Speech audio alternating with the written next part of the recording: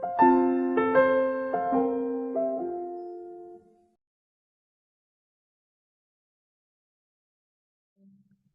noite, tudo bem? Boa noite a todos que estão aqui presentes hoje. Muito bom.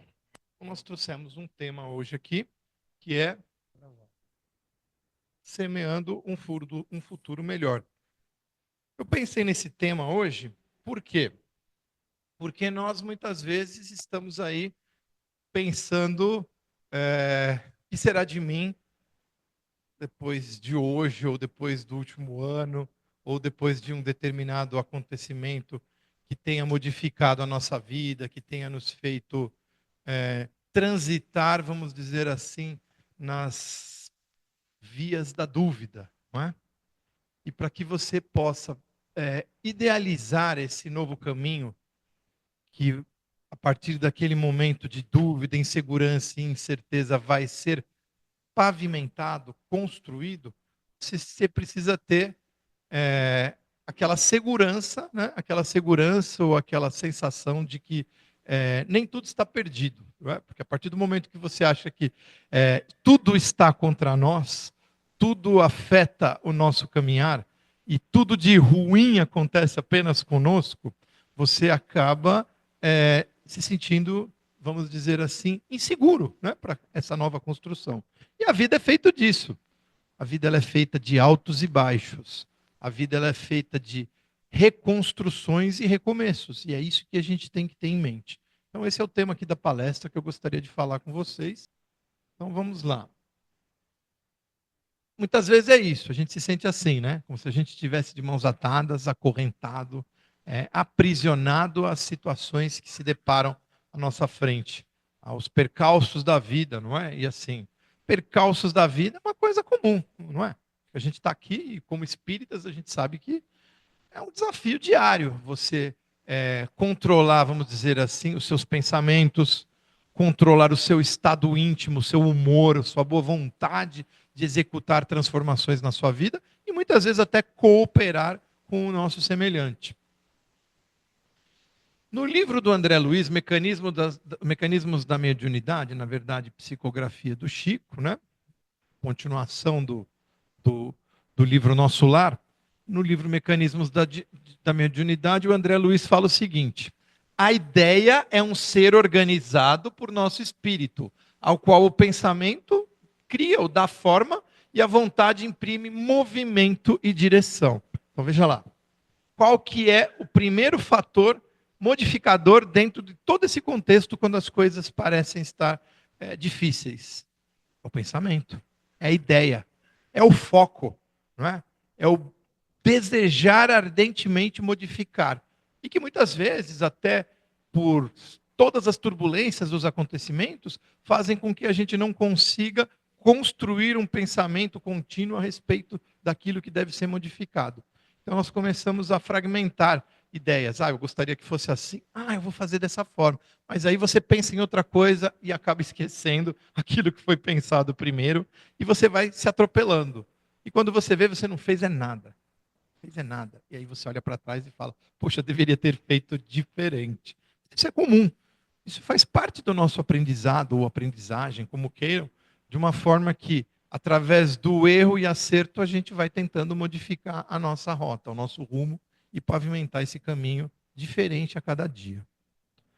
O pensamento, então, meus queridos, ele é uma cocriação, né? Uma criação considerada menor, porém elaborada individualmente, certo? E que vai agir também sobre nós de acordo com nossa natureza. Este ser, esta ideia, esse pensamento que criamos pela nossa vontade, da mesma forma que pode poluir e desequilibrar, pode também sanear ou curar. Sanear ou curar, não é? Então, aquilo que eu brinco, em todas as palestras eu sempre falo assim: se você está se sentindo muito bem, liga lá aqueles programas sensacionalistas da televisão, não é? Dá 5 minutos você já está pensando tudo ruim. Tudo é ruim, todas as pessoas são más, o mundo está perdido, desgraça atrás de desgraça. Por quê? Porque você simplesmente mudou a sintonia. Você mudou o canal do seu pensamento e se concentrou em algo negativo. E a gente não faz isso espontaneamente, diariamente? E às vezes você tem que falar assim: sai que esse pensamento não é meu. Sai que esse pensamento não me pertence. E é esse combate diário que lá na Bíblia está como orar e vigiar, e como no Evangelho do Espiritismo, segundo o Espiritismo, está com orar e vigiar, é isso. É esse combate diário de estar atento às influências negativas. E não vamos dizer que é só o nosso pensamento, né? A gente está rodeado de espíritos. A gente fala dos obsessores, não é? Mas às vezes os encarnados, brinco com o Luiz, os encarnados são os piores obsessores, não é, Luiz? É? Aquelas pessoas que nos induzem, nos estimulam a fazer coisa de uma forma toda atrapalhada, toda errada, desviada, de má conduta. Não é? Ou que também tão acomodadas estão, que também não nos motivam a nada. Não é? Então, muitas vezes nós temos que ter força para modificar e sintonizar o nosso pensamento na criação, no saneamento geral do nosso espírito, do equilíbrio. Então é aquela famosa história, né? A gente às vezes faz o quê? Cria tempestade, né? Num copo d'água, né? Às vezes o problema é tão pequeno e o nosso ímpeto de tentar solucionar ou até ter um conflito em relação a alguma situação é tão grande que a gente piora o problema. Não é? Em vez de você simplesmente se recolher, você respirar fundo, você aguardar os próximos acontecimentos, os próximos capítulos, não é? Você deixar o plano maior se conectar a você e você a ele, não é? Se conectar ao plano divino e receber as melhores intuições possíveis, que podem ser do nosso mentor, que podem ser, como alguns queiram, do espírito guardião, do anjo guardião, e pode ser até daqueles que estão ao nosso redor, que às vezes falam e a gente nunca escuta. E um dia você fala, nossa, até que aquele meu amigo falou um negócio que tem fundamento. Talvez eu vá praticar isso aí e talvez eu me dê bem. Mas eu nunca escutei, porque eu não tinha tempo. Eu estava tão preocupado querendo resolver os problemas, criando tempestades num copo d'água por tudo e contra todos, que eu acabei esquecendo de mim mesmo, do meu universo íntimo, do como eu posso transformá-lo, de como eu posso respeitar a mim mesmo, fazendo a coisa dentro do que é possível, sem se cobrar demasiadamente, né? Porque às vezes a gente se cobra. Não é, Miriam? A gente se cobra, né? Fala, eu devia ter feito isso, eu devia ter falado aquilo, eu devia não ter parado naquilo. Mas assim, tudo bem. Todo dia é dia de recomeçar. Todo dia é o dia de traçar um novo caminho. Todo dia é dia de traçar novas metas, planos e seguir adiante. É por isso que nós estamos aqui. Né? E fica aquela coisa de que quem planta ventos, colhe tempestades. E por que não modificar esse plantio? Por que não semear o bem, o amor, o respeito a nós mesmos no primeiro momento e ao nosso semelhante? Por que não agir dentro do espírito fraterno, que a gente fala muito aqui dentro da casa, que é você ser cordial para com tudo e para com todos. Para com tudo e para com todos, não é? A partir do momento que você trabalha isso diariamente, evitando conflitos, tentando ouvir mais a sua voz interna, que muitas vezes te traz a informação exata de como você deve proceder naquele momento, você consegue modificar o caminho. E você consegue repavimentar essa estrada de uma forma melhor. E sem tempestade. Né? Inclusive olhando do lado e vendo plantações, flores, paisagens maravilhosas. Esse é o objetivo. Não é? É você construir o seu próprio caminho da melhor forma possível. Não é? O caminho ele seja o mais agradável possível. Vão ter pequenas ripas soltas aqui no caminho? Vão. Não vai ter uma farpinha que às vezes fura o teu dedo? Não é? Não vai pular um bicho ali de repente e vai te dar uma mordida? Né? E como tem bicho ultimamente, né? Mordendo a gente? E fazer o quê? Vamos fazer o quê? Nós vamos sair brigando com todo mundo aos quatro cantos? Ou vamos nos vitimizar? Eu gosto muito disso, né? A gente se vitimiza, né? Como é que é? Eu ando pela vida, como o Luiz fala, né? Às vezes a gente curte isso, né? Eu ando pela vida de fracasso em fracasso. Como é? Ninguém me ama? Exatamente. Né? Quem? Lupicínio Barbosa. Pessoal mais antigo, assim, tipo Gustavo, que vai lembrar do desenho da, né? Ó vida, ó azar, né? Que repete até hoje. Você pegar esses canais aí, Record da Vida, tem lá, né? Era a hiena, né? Ó vida, ó azar. E aí tinha até a chuvinha assim na cabeça dele. A gente é isso aí às vezes, né? Aí só comigo acontece. Só comigo acontece e só vai acontecer com você, porque o universo vai interpretar que tudo acontece com você. Então vamos mandar tudo para ele, né? E esse tudo pode ser até bom. Tem coisas boas, mas vai ter um monte de coisa ruim. Então é melhor assim, calma, uma coisa de cada vez. Deixa eu resolver essa aqui, né? Nem sempre é comigo, foi coincidência, não é? Mas se veio é porque eu posso resolver. Se veio é porque eu posso resolver. Vamos resolver. Se você resolver, pode ter certeza que você vai receber uns bônus lá. De repente vai dar aquela parada. De vez em quando vai vir algum problema. Mas faz parte. Não adianta a gente se entregar. Tem que seguir. Tudo surge da nossa ideia. Daquela cocriação que num primeiro momento é menor, mas que se pode transformar num pensamento mais abrangente e numa construção. Você pega uma cidade maravilhosa como essa, alguns séculos ela não existia. De onde ela surgiu? De onde? Da mente de alguém, né? Foi alguém que viu, falou: poxa, aqui dá uma bela cidade, né? Daí já veio lá o cara: eu sou arquiteto, eu vou desenhar. Eu sou engenheiro, tenho uma equipe. Já chega lá os caminhões, os obreiros, né? E quando você vê a cidade, surgiu. Do nada, algo existiu. E no pensamento a gente faz a mesma coisa. A gente cria coisas que não existem. E essas coisas podem ser boas ou ruins. Basta desejar. Você quer construir coisas boas? Faça por onde. E fazer por onde é você não se culpar. É você, em tudo que fizer, não sentir vergonha do que você faz, porque você se sente fazendo o melhor. Como eu li num livro recentemente, muito recentemente aí, o autor dizia o seguinte: faça aquilo que, se sua mãe descobrir, você não sinta vergonha. E na verdade, você está fazendo alguma coisa e fala: imagina minha mãe vendo eu fazendo isso. Não vou fazer. Ia ser ridículo se minha mãe visse. Então eu vou fazer alguma coisa que minha mãe falasse assim: muito bem, filho, puxou a mamãe. Hã? Certo? Assim, é para a gente imaginar que a gente não pode fazer nada porque lá em cima tem sempre alguém olhando, né? Então a gente tem que tomar cuidado com o que a gente pensa e o que a gente faz. Então, segundo aqui essa psicografia, tuas dores diz: não veja a dor como castigo divino, mas como lição a ser aprendida. Deus sabe da nossa infância, né? De todas as criaturas humanas. Ele é misericórdia infinita, não castiga ninguém e perdoa incondicionalmente a todos. Ele sabe que nós temos nossa limitação. Ele sabe que nós estamos na infância espiritual ainda, em muitos aspectos, ou quase em todos, não é? E ele vai nos dar novas oportunidades, não é? Desde que ele saiba que no nosso íntimo nós temos o empenho diário de nos transformar, de ser um pouquinho melhor. O espírita é isso, né? Ah, você é espírita, você falou aquilo. Nossa, Marcelo, você dá palestra espírita e fez aquilo? Eu falo: exatamente, eu sou expositor espírita porque eu sou pior que você. É meu castigo para eu aprender a ser gente, a ser uma pessoa melhor. Então, por isso me dá a motivação para eu me reequilibrar, para eu estudar, para eu controlar os meus temperamentos, pensamentos e tudo mais. Dizer que essa transformação vai acontecer de um dia para o outro, não vai. Mas o espírita ele tem que ter o compromisso diário, esse é o verdadeiro espírita, de no dia seguinte tentar ser um pouco melhor. Errar menos ou não errar, ou fazer o melhor possível. É difícil? Poxa, tem coisa que é muito difícil.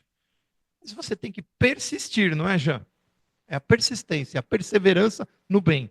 Esse eu acho que é o maior lema do espírita. É você fazer a sua autoanálise diária e trabalhar a sua reforma íntima. Reforma íntima significa você transformar a sua morada por dentro. Não adianta por fora tá tudo bonitinho, né? Por fora bela viola, por dentro pão bolorento. Não adianta nada, né? Certo? Então, hoje eu estou no dia das frases e provérbios, não é? Ai, que. Oi?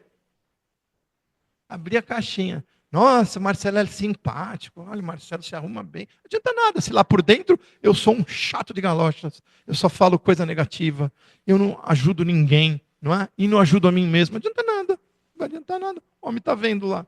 Aí ele fala: vou mandar umas piores para ele, para ver se ele aprende essa praga. Não é? Então, é um exemplo, é uma brincadeira, mas que a gente pode levar adiante como exemplo. No livro Paulo Estevão tem lá a passagem, né?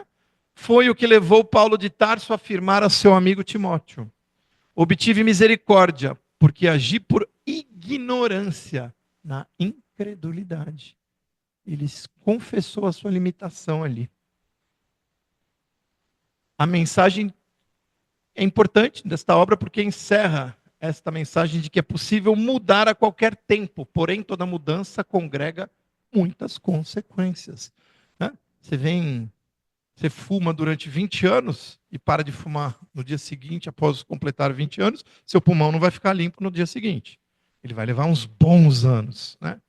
E a mesma coisa com a nossa conduta, com as nossas ações inadequadas, nossos pensamentos desviados. Né? E assim, o reequilíbrio ele tem que ser trabalhado todo dia. Né? Aquilo que escutamos no rádio, na televisão, o que ouvimos de música, como e com quem conversamos, como e com quem. Né?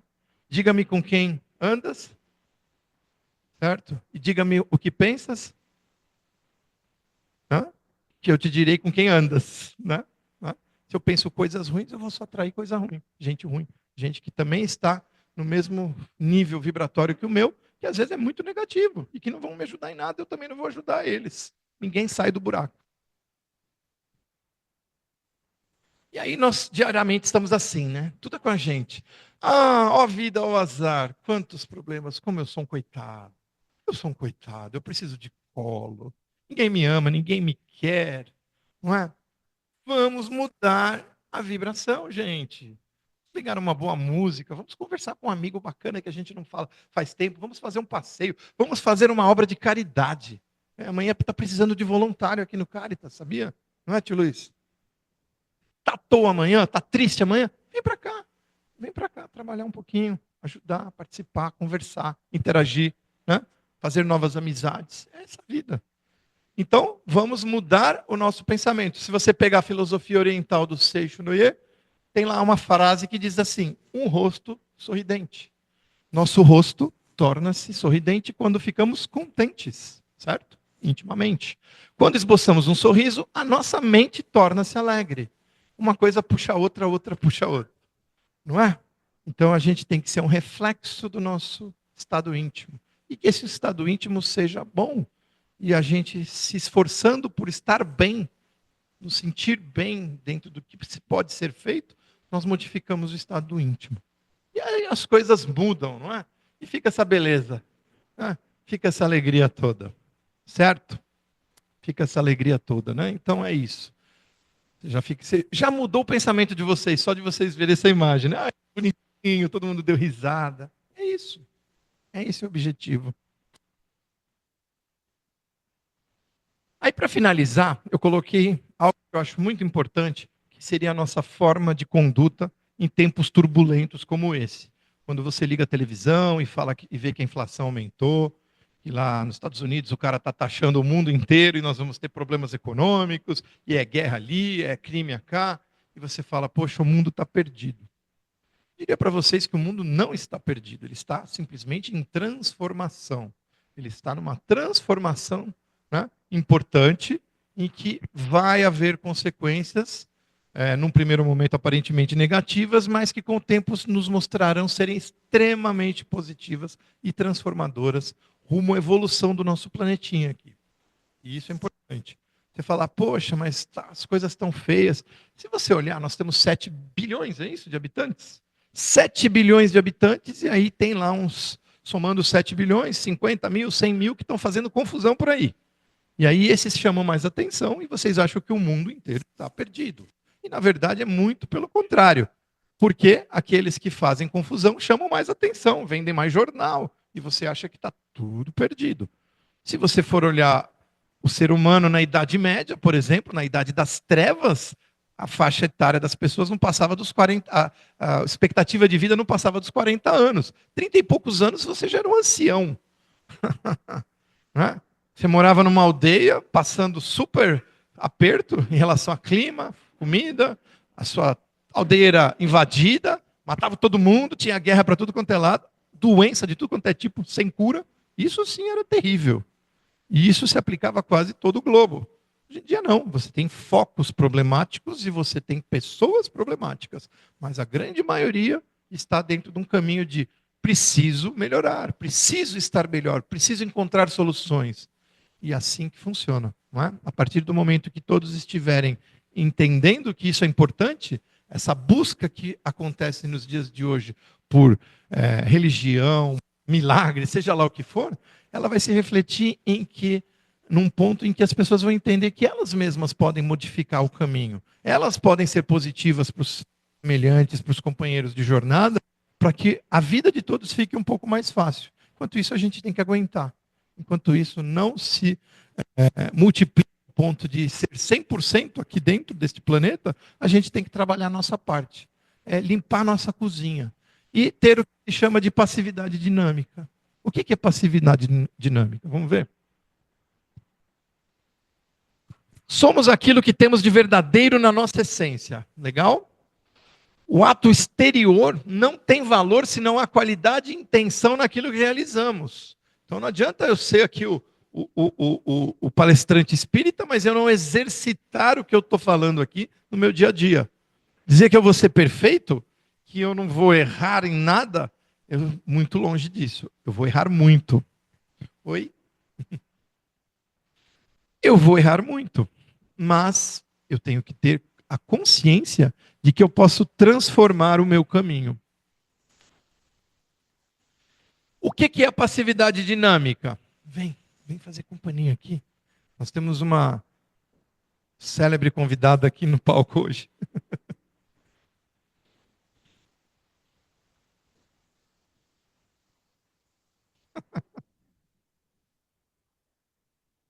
Vamos lá. Mas o que é essa qualidade? O que seria a passividade dinâmica? É a forma de restabelecer o poder oculto que organiza e movimenta todo o nosso reino interno e externo. Uma maneira de transcender os padrões estabelecidos pelo ego. Uma maneira de superar e transpor o ego.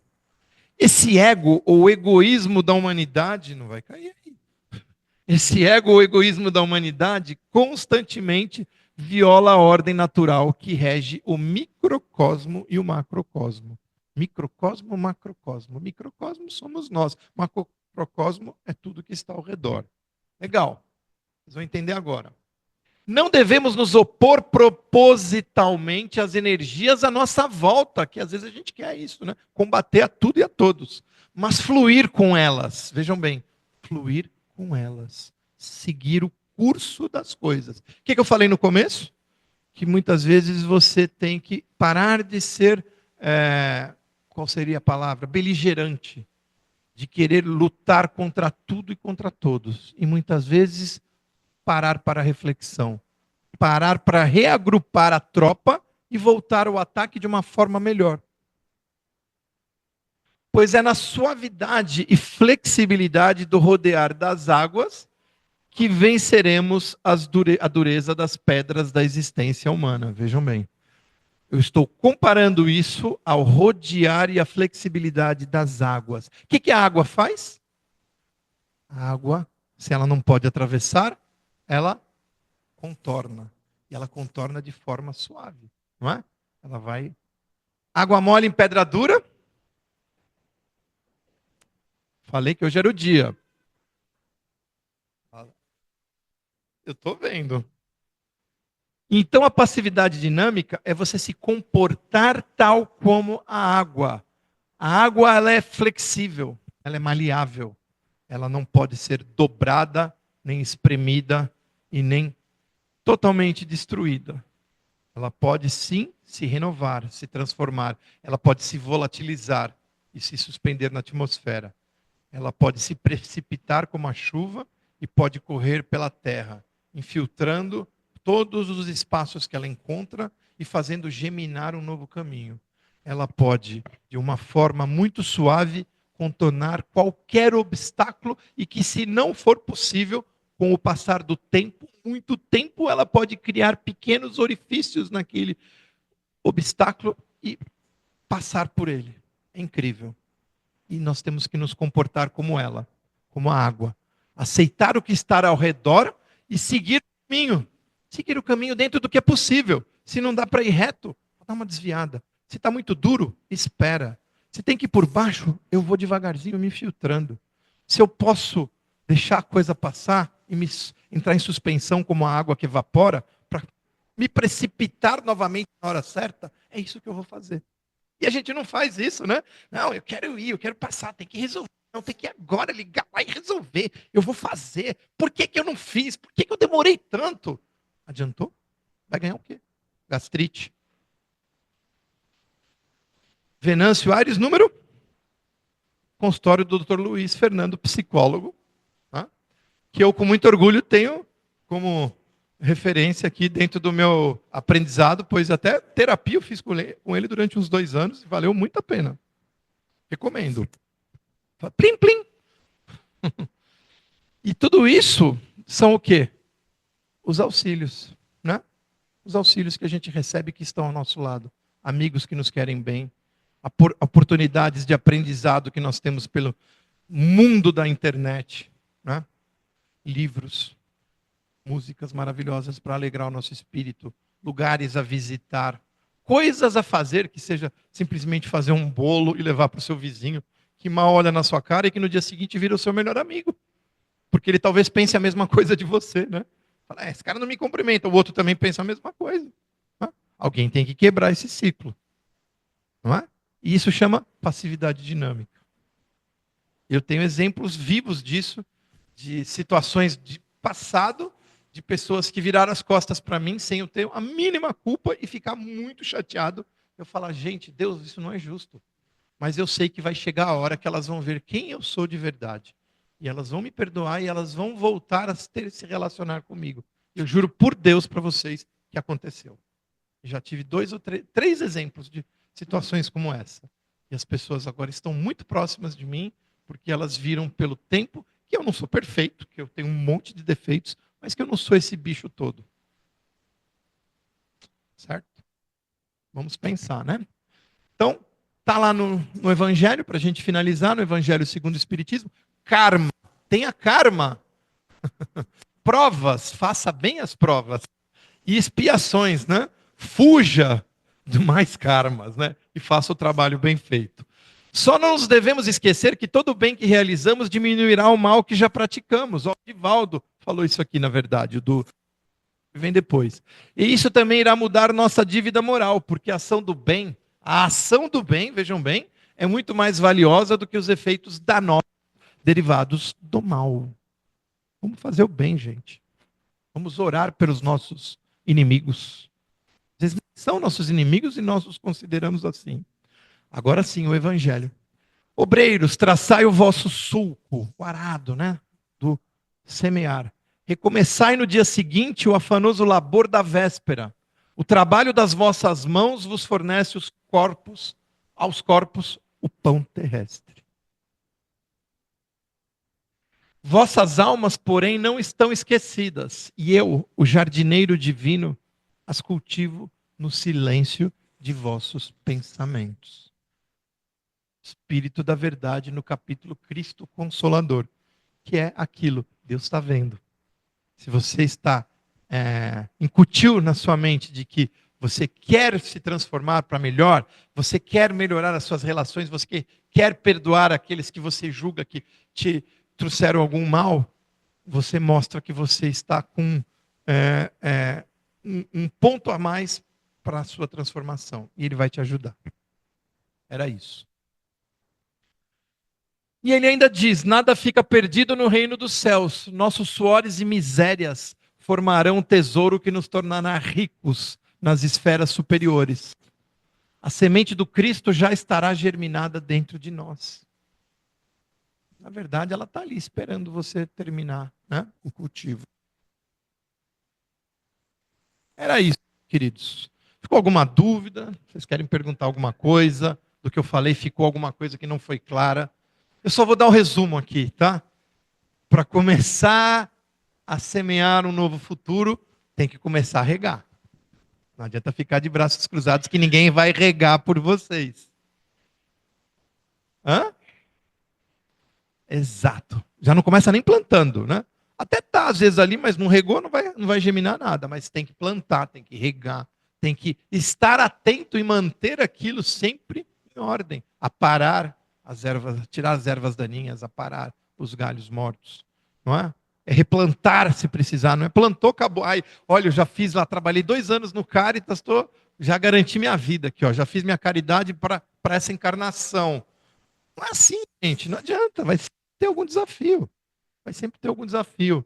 Desafio que não falta, é só procurar. É só procurar e começar agora. Vamos começar agora, gente? Vamos? Vocês prometem que vocês vão começar agora? Vocês prometem que vocês vão modificar o pensamento, pelo menos? Modifica o pensamento. Tira a nuvenzinha negra lá da hiena. Fala que você é uma pessoa abençoada por você estar aqui agora, encarnado, com uma nova vida, com novas oportunidades, com um círculo de amigos, familiar, seja lá o que for, que gosta de você, que te ajuda, que te apoia, que você é capaz de fazer novas amizades, recomeçar o seu caminho, encontrar novos afetos, é você construir uma gente, aprender alguma coisa diferente. O mundo está aí cheio de oportunidades para que a gente chegar lá no final da jornada e falar, pô, aproveitei ao máximo. Não deu tudo certo, deu um monte de confusão, mas também teve coisas que eu não me arrependo de ter feito porque eu fiz. Eu descruzei os braços e eu fui à luta. Não é? Certo? E vamos aproveitar a vida também, né? A vida não é só trabalho, a gente também tem que ter a nossa diversão, o convívio. É uma delícia aqui chegar a conversar com o Gustavo, ver ele com a camisa do Palmeiras aqui, todo feliz, mesmo o Palmeiras estando uma droga. Mas tudo bem, a gente se diverte. Chegar aqui com o tio Luiz, bater um papo, né, Ju? A gente falar como é que foi a semana. Então é isso.